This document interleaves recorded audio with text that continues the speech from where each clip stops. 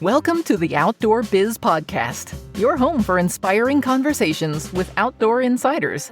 Each week, author, speaker, adventurer, and outdoor industry veteran Rick Saez talks in depth with iconic brand founders, sales and marketing pros, product designers, and industry rising stars.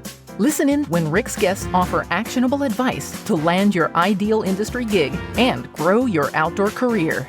Catch us again when the conversation shifts to the hottest outdoor products, destinations, and the latest industry insights. And now, here's Rick.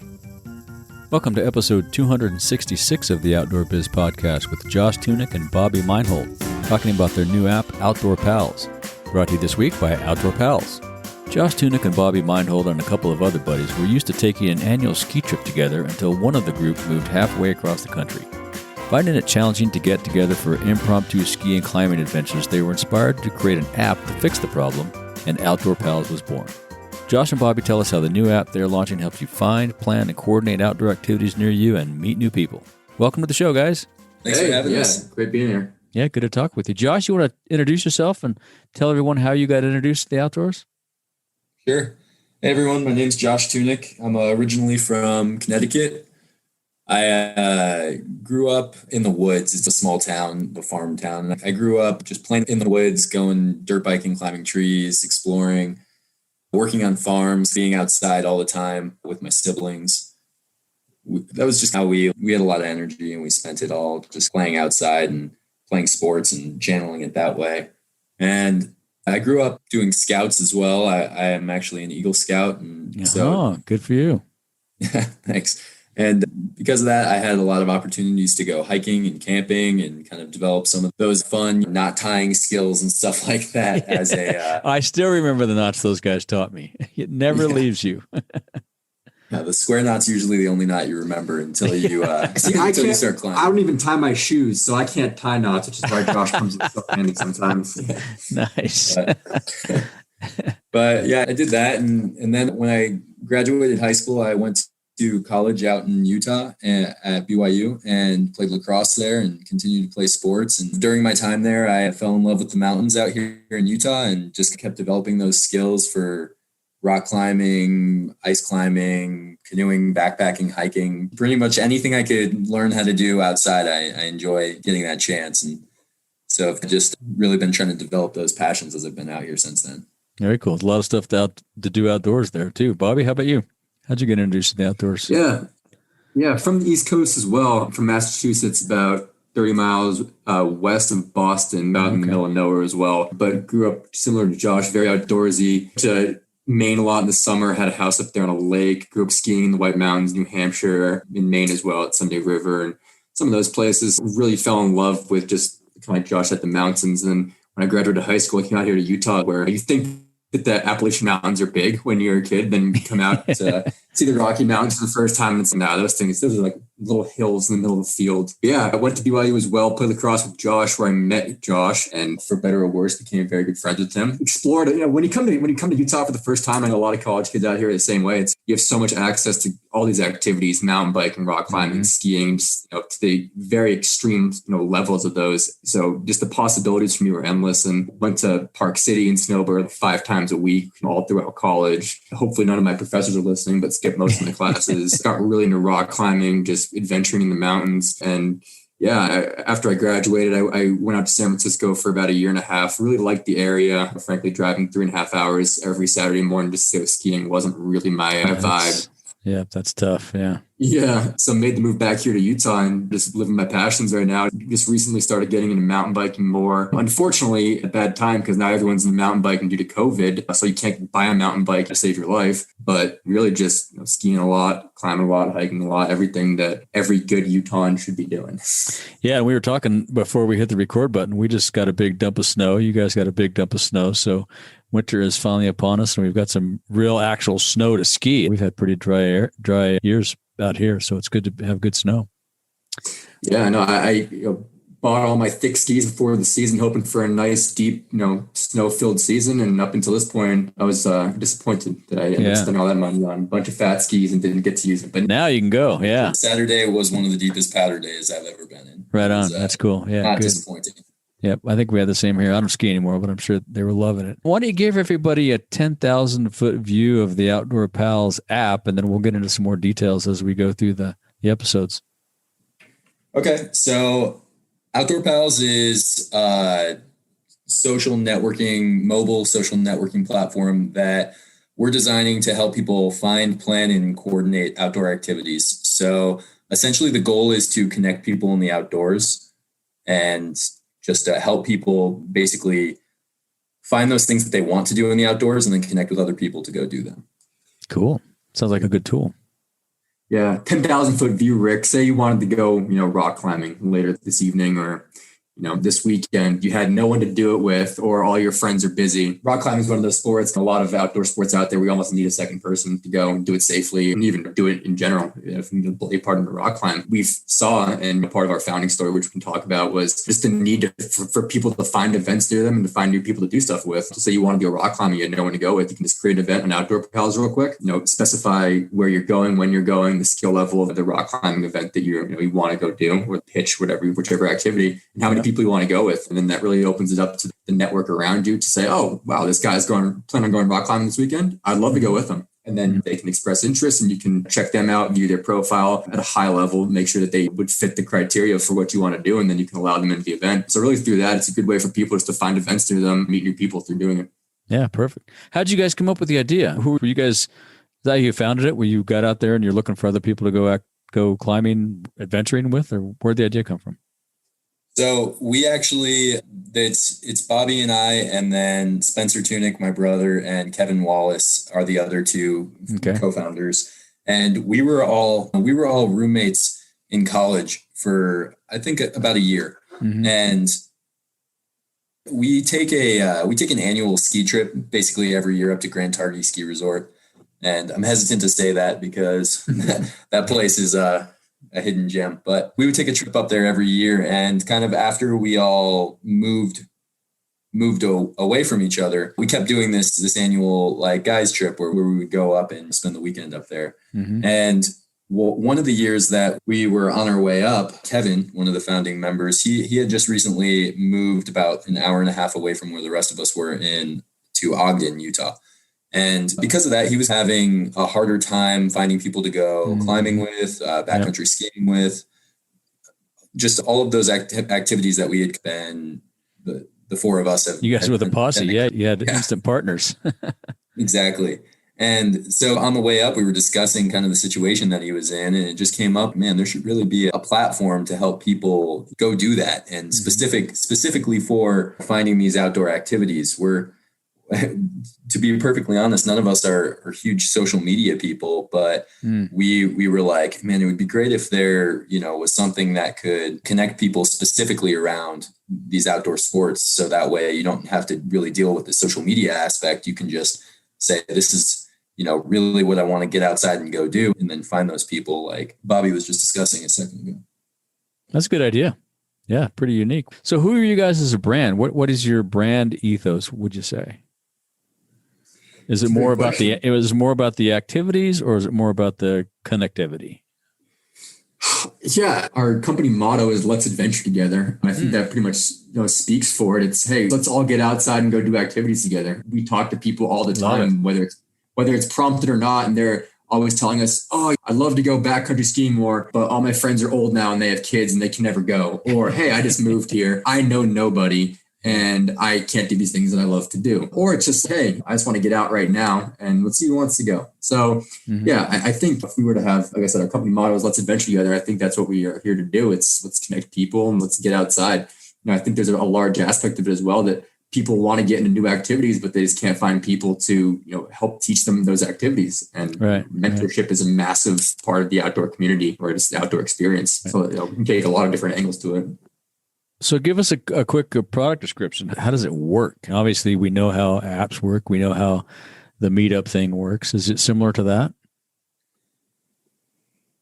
So essentially, I'll just run you through when you download it, what your experience will be like. Okay. You download the app and you go through an initial onboarding where you build your profile and you create your bio and select the sports from the preset sports that we have initially in the app. And you can select your skill level associated with each of those activities and amongst a bunch of other standard profile building information. And then from there, you are sent to your feed screen, which is where you'll see those activity postings that Bobby was referencing earlier. From that screen, you'll be able to filter depending on what activity you want to go do, the time frame that you're looking for, the number and the distance. Yeah. And that allows you to figure out exactly what you want to go do and when, and how far away you want to drive. And then as you scroll through your feed in that category, you're able to view the details of these different activities and then express interest. Mm-hmm. And that would send a notification to the person who listed that activity. And that gives them the opportunity to see who's interested, view your profile, see if you'd be a good fit for that activity. And then if they choose to accept you into that event, then you have in-app messaging where you'll then be able to hash out the remaining details and then hopefully go outside, get after it, and then keep moving through other events. So when you set up your profile, obviously you put in all the activities that you're, proficient at, climbing, biking, skiing, whatever it might be. Do you also have some kind of a level so that you can put beginner, I'm not spitballing here, but you guys know. Yeah. You're 100% right. We've got 30 different activities hosted on the app, anywhere from skiing to rock climbing to surfing to kite surfing, paragliding, walking, yoga. We're trying to cater to a bunch of different demographics, whether you're young, old, any different skill level. And you're right. When you click, say, I'm signing up for a profile, or Rick's signing up on Outdoorpals for the first time, you'll go through the standard steps. You'll choose, hey, I love rock climbing, fishing, and road cycling. And I'm an intermediate at one, and I'm expert at the other two. Gotcha. And that information is publicly displayed so that people now know, oh, this guy is really good at road cycling, but he might not be the best fisherman. So if you're looking to accept them into your fishing trip up to Montana, where you're planning on catching salmon for the rest of the year to feed your family, you might not want to take him because he's only a beginner fisher. So can you also then put your latest adventures? Like I was out fishing last weekend and I caught my lifetime record rainbow, or is there a place to put that stuff too? That is one thing that we haven't built into the first version. We really just want to keep the first one. We want to keep the app very event oriented. Yeah. So less like social media where you can have right. So at least in the beginning. We're going to take a little break and give some love to our sponsor, Outdoorpals. Outdoorpals is the best app to help you find outdoor activities, meet new people, and get outside. You can register for the beta version today at outdoorpals.com. Outdoorpals is for anyone over the age of 18 who is looking for new adventure buddies. It doesn't matter your outdoor skills or experience, Outdoorpals is a place for you to find a community. You can try new activities, mentor people into the things you're passionate about, or just connect with other like-minded outdoor people. Doesn't matter your age, gender, race, or background. Let's adventure together. Now back to the show. One of the problems we're trying to solve, and I think in the very beginning you referenced Meetup, is we're trying to fix like that Meetup, that Facebook group model where it's more just storyboard or people can just post on an open forum. It's okay. And it was great for a little while, but it doesn't drive individuals to action. And that's what we're really trying to fix by having people create events, because when people create events, it will drive that action and then give them going out and doing it versus me just going on to Salt Lake City rock climbers and saying, hey, who wants to rock climb? Gotcha. The reality is not many people are going to respond to me saying, hey, who wants to go rock climb? Right. But if I post an event of me saying, hey, I'm going up Red Rock Canyon later, who wants to come? There's going to be people who are interested because it's a one click to an action. Let's go rock climbing. Gotcha. Outdoorpals can act as that catalyst to break the ice. Mm-hmm. Whereas if you're in a Facebook group and you have all of those people, it makes it sometimes really difficult because there are a lot of people. In the Too many people. Yeah. You got to wade through all the noise. Yeah. Yeah, exactly. And so if you're just rolling into town, say you're traveling and you're going to be in town just for the weekend, but you're from Maine and you're rolling into Salt Lake City, can you then access the Salt Lake City group because you're going to go to Red Rocks Sunday morning? 100%. Yeah, that's actually a really great point you bring up. We've actually had people from around the world reach out to us about this, saying, hey, there's this one female I have in particular in my mind right now who about a month ago reached out to us and was like, hey, I'm from Taiwan. I travel the world and I never have anyone to do stuff with when I'm traveling. But like an app like your guys will 100% allow me to do these things I want to do because I can plan in advance these activities in different countries and different states, etc. before I arrive there. And now when I arrive, I have people to do stuff with and things to do. So we've seen that from a lot of different people, and even just us sitting here in Utah and say we want to go, snowmobiling or skiing up in Montana next weekend. We have, no local knowledge. We don't know anyone up there. And we can go create an event up in Whitefish, Montana. Who wants to go backcountry skiing? And hopefully people in that area will say, yeah, let's go. So when we get there, we've got our own personal tour guides to this app almost. That's awesome. Yeah. And are you going to launch in the U.S. initially only, or are you going to go global right out of the gate? Well, we'll be on the App Store and Google Play Store. So really, it's going to be a global platform. We're focusing our initial launch efforts just in the Mountain West, United States, Utah, Colorado, Idaho, California. But frankly, we've seen traction across the world. We've got people visiting. Thank God for modern website analytics. We've got people viewing the website from Europe, Asia, South America. And so, that's the plan, to be a global platform. So is that driven by the user then? You guys are accessible around the world, so it depends on where the users are as to where they plan their events. So that'll cause the spread, if you will, so to speak?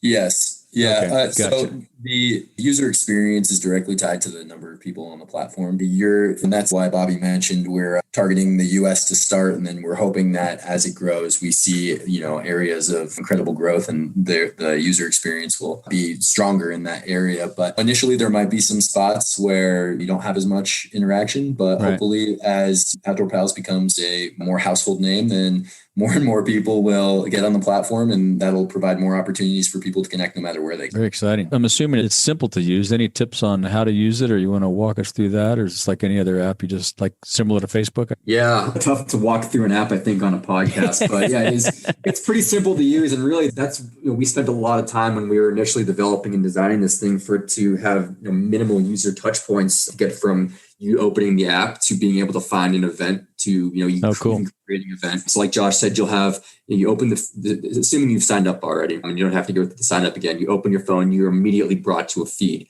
The feed will have, tiles, like a Facebook or an Instagram, but they're just with the user's profile, where the event is, when it is, the skill level, and how many people have been accepted into it already. If you click on that tile, it'll bring you to a different screen, which will show a little more in-depth details on the event. It'll have a little map of exactly where the event will take place or start. It's integrated with Google Maps. Perfect. And then from the feed screen, you're able to really quickly create an event. I think it's a 3 or 4 screen event creation. The user interface is very intuitive, very easy to use. There'll also be, like Josh mentioned, a messaging screen where you'll be able to see all of the event group messages that you're currently in, whether you're a participant of the event or you're hosting the event. Right. And then you have a profile. And on the profile, just a quick bio, your home city, a picture of you, how many events you've hosted and how many you've participated in, and then your average rating. So that's one important thing that we like about the app is after every time that you create or finish an activity, you'll have the option to either be reviewed or review other people just based on their participation in that event, and that'll be posted publicly. If you are screwing around on someone's event and you're really not, a good person to go out and rock climb or hike with, it's going to be reflected on your public profile. Now, that could be a good thing, it could be a bad thing, but for the overall user experience and safety of other people using the app and interacting with that individual, we think it's important to be transparent about it. Yeah, that makes total sense. Yeah. And we're all pretty intuitive on some of these apps, so I'm sure everybody, once you look at it, it'll be pretty easy to figure it out. So yeah, we're working on some tutorial videos, things for user education. But yeah, it's like I said, we designed it to be very intuitive how to use. We didn't want to overcomplicate the first version with things that just can confuse the user. So we really wanted to nail down that core functionality first. So walk us through your path to launch. It's not launched yet. When are you guys going to go live, and what's that path look like? Are you curious what the entire kind of app building process looks like, or just? No, I don't think we have time for that unless you. Late nights and a lot of stress. Yeah, I'm sure. Yeah, I'm sure we can all relate to that. No, just your path to now that you actually have gone through that whole design phase and everything. What are some of the things you're going to do to launch it? I'm sure you're going to make some noise about it and share it up on all the socials. Absolutely. So some of the things that we're working on currently are developing an ambassador program. So that way we can have a lot of people who are just like active members in their outdoor communities, no matter where they are in the US, being able to vocalize Outdoor Pals to people around them, being able to share it with their networks and spread the hype about it. We've also been reaching out to local news editorials and like school papers. We actually just had an article released in the BYU newspaper where 3 of the 4 of us are alumni, and they wrote an article about us. And We're working on a few other articles that will hopefully be released here soon. And then the idea is to really put in a lot of the legwork locally and just try and build relationships with different shops, go to ski resorts and share with people there about the opportunity that we can provide and just build. It's a kind of a grassroots thing.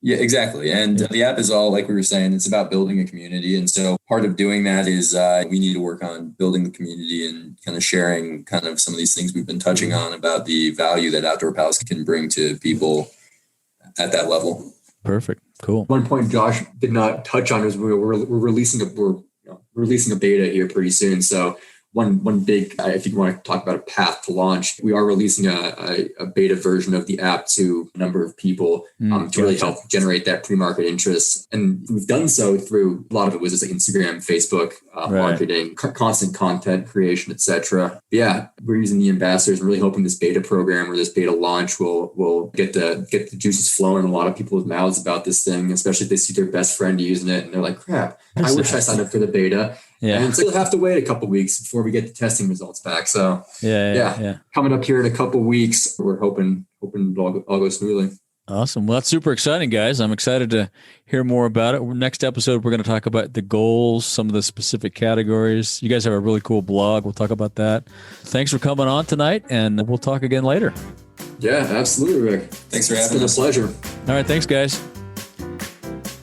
Thank you for joining us on another episode of the Outdoor Biz Podcast. Be sure to visit our website, theoutdoorbizpodcast.com, where you'll find show notes with links to everything we talked about and more.